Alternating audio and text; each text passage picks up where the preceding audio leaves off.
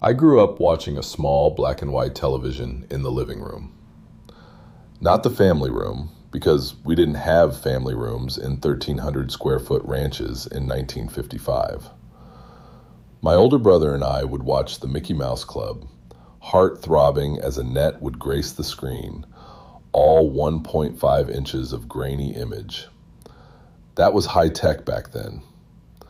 Lassie would dash back into the one-room farmhouse and announce that Timmy had fallen in the well again, and Superman would boldly declare that he stood for truth, justice, and the American way.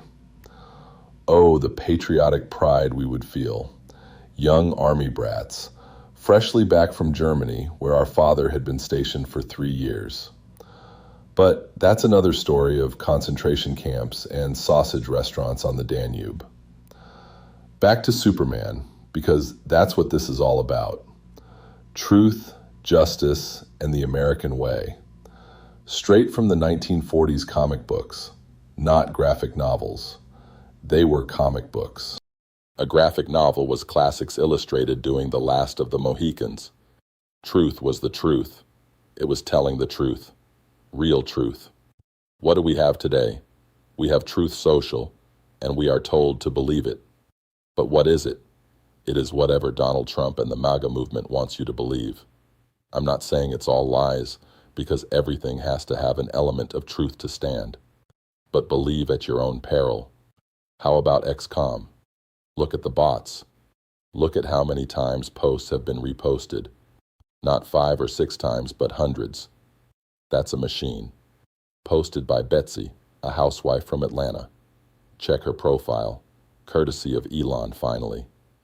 And you find that Betsy has changed her name 83 times and is posting from Asia or Eastern Europe. Get a clue. Justice.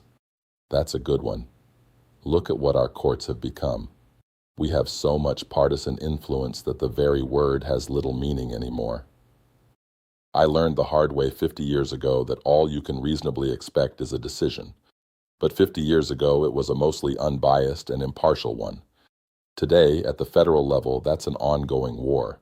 A war because we do still have honorable people in power. But they are outnumbered and outfunded, all the way to the very top. It's a stacked deck. And lastly, perhaps the most ambiguous, but most important, the American way.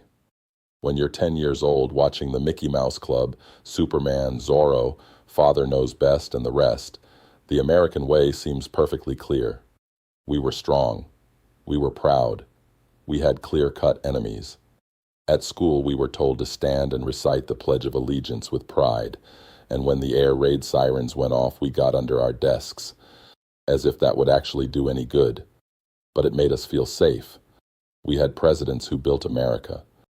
Eisenhower chose highways over rail because he saw how disabling rail lines stopped troop movements. He should have prioritized both. JFK, with all his faults, still told us that our strength was to stand together and build a great nation, not a monument. Sometime after that, I took a break. I married, I divorced, I had children.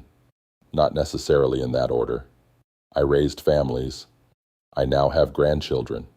I learned how to build businesses and was part of the great technological revolution. Time spent at gin joints like Tektronix, Intel, my own consulting, and more. And when I stopped and took a breath, I looked around and saw an America that had become super wealthy and gone to hell at the same time. So I ask you, by today's standards, what is the American way?